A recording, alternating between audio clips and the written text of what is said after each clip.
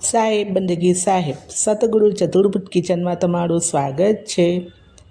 આજે આપણે બનાવીશું કેરીનો રસ, જે સિઝનનો પહેલો આમરસ, જે ખાવામાં ખૂબ જ ટેસ્ટી અને સ્વાદિષ્ટ એવો આપણો કેરીનો રસ, જે નાનેથી મોટા લઈને બધાને જ ભાવે એવો આપણે કેરીનો રસ લઈ લઈશું।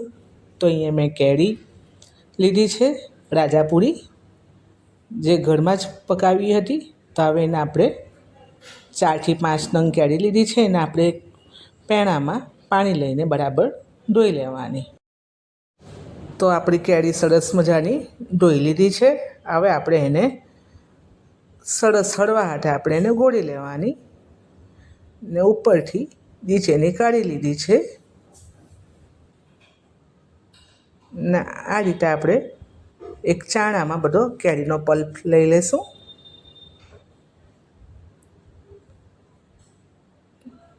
ને ધીરે ધીરે એને ચાયણાની મદદથી આપણે એને ચાળી લેવાનું।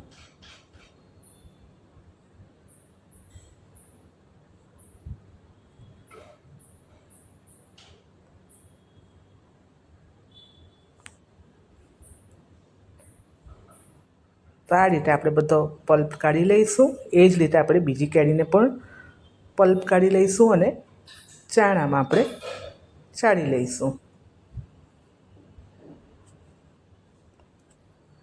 તો કેરીનો સિઝનનો પહેલો રસ આપણે બનાવી રહ્યા છે।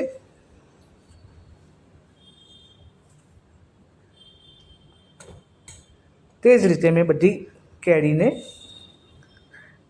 ગાળીને તમે જોઈ શકો છો કે તો આપણો કેરીનો રસ બનીને તૈયાર છે। તમે જોઈ શકો છો સ્મૂથ એન્ડ શાઇનિંગ આપણો કેરીનો રસ। તો આપણે હવે એને સર્વિંગ કરી લેશું।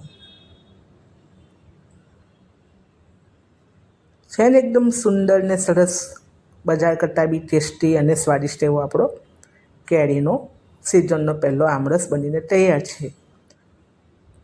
તો આજનો મારો આ વિડીયો તમને ગમ્યો હોય તો લાઈક કરજો, શેર કરજો અને ચેનલ પર નવા હોય તો સબસ્ક્રાઈબ કરવાનું ભૂલશો નહીં। અવનવી વાનગીઓ શીખવા માટે જરૂરથી કોમેન્ટ કરજો। સાહેબ બંદગી સાહેબ।